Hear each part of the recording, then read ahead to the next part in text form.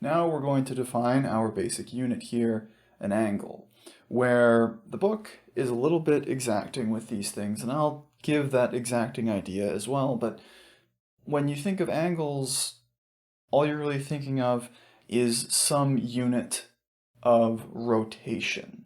If I'm standing this way, I turn and look this way, we can talk about the rotation, in this case, of my feet in terms of an angle. There would be something close to 90 degrees or pi halves radians, but I'm getting ahead of myself.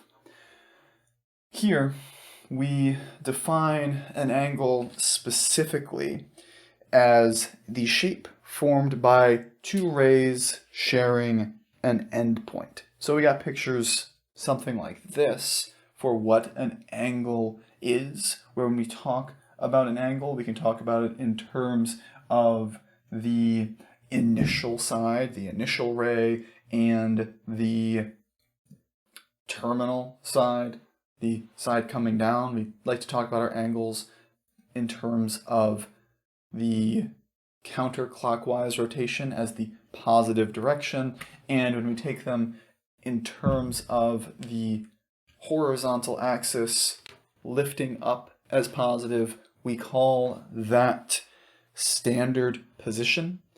But I'm not going to be too terribly choosy about how we describe these things in those terms, because really the intuitive idea of what an angle represents and how we can work with an angle gets the point across, I think, more efficiently than chasing around what a terminal side is in this context.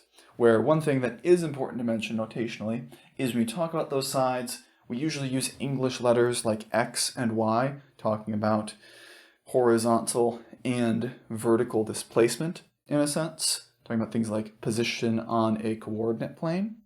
Whereas when we're looking at the angle itself, we usually use Greek letters. The most common one for working with angles is in particular the Greek letter theta, which is kind of like drawing an O and then just continuing onward for a little while longer.